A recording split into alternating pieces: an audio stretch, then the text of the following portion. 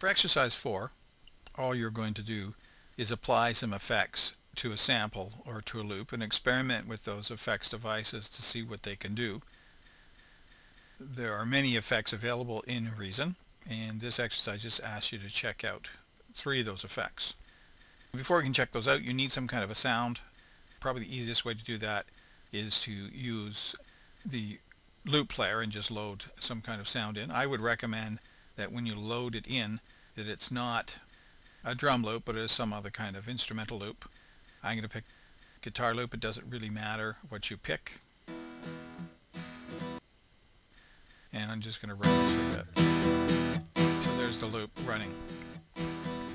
We'll turn that off in a second. When you add effects to Reason, Reason mimics the way that you would do this in a real type of mixer where the effects are plugged into the mixer, and then from the mixer you route the channel to the various effects, and you do that through the returns. You make sure that you are selected onto the mixer, and then you're going to choose the effects. Now the effects in Reason are mostly these areas here, so the reverb, the distortion, the vocoder, the reverb, the delay, these 2 areas here near the bottom. Now don't use the vocoder. Very complicated effect, and you have to set it up very, very specifically, and you learn how to do that in number 5, exercise number 5. The same with this filter. I wouldn't choose the filter. The filter, you're going to learn how to use it in exercise number 6. And these last 3, unison compressor and the tube band EQ, you're not really going to notice that much of a difference. So you're better to pick any of these other effects. I'm just going to pick distortion, and then I'll go and create. And I'm going to pick the delay, and I'm going to pick phaser. But it could be any 3 of these devices. You want to experiment and see what they do. If you notice now into the mixer that those 3 devices have been added to these returns. There's screen, there's delay, there's phaser. Those are the returns, and if you look on each channel has actually 4 sends, and there are 4 returns over here. So essentially each of these effects have been plugged into the mixer that way. If I wanted to send an effect and listen to an effect, I would turn up its auxiliary. So we'll do an example here. So let's start this loop. Auxiliary 1 is the scream distortion box. So as we turn it up, we're starting to apply that effect.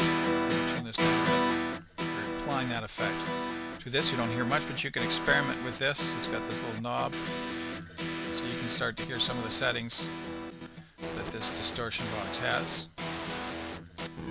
And part of this exercise is to explain what some of these settings do. You probably want to pick something. So that's adding the screen 4. So we're going to turn that down. We want to hear now what the delay does to it. I'll turn it up. You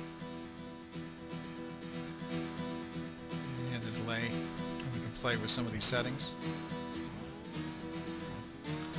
All of these effects, if you notice, have a bypass and an off switch. So you can, on the box itself, you could bypass the effect, which means the effect is not being applied to the signal, and the on switch, of course, turns it on. If these were guitar foot pedals, then the foot pedal, you would hit it with your foot to turn that effect on or off.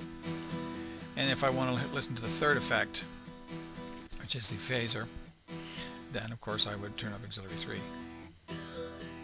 It's kind of cool.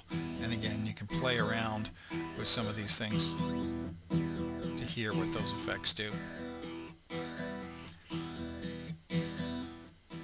So that's essentially all you have to do in this exercise. It should be pretty straightforward, doesn't take you long. You are going to apply at least 3 effects to a sound, and then you are going to try to describe and play around with the settings, what the different settings do on those effects, and try to use your own words, but you can look up things. If you're not sure, you can always go to Help in Reason, and it's got some good explanations of some of its effects, but try to get an understanding for yourself to use your own words. Of course, you could also use all the effects if they can be mixed and matched, as well as those effects can be applied to other channels. You don't only have one channel going on here. That's basically it for this assignment.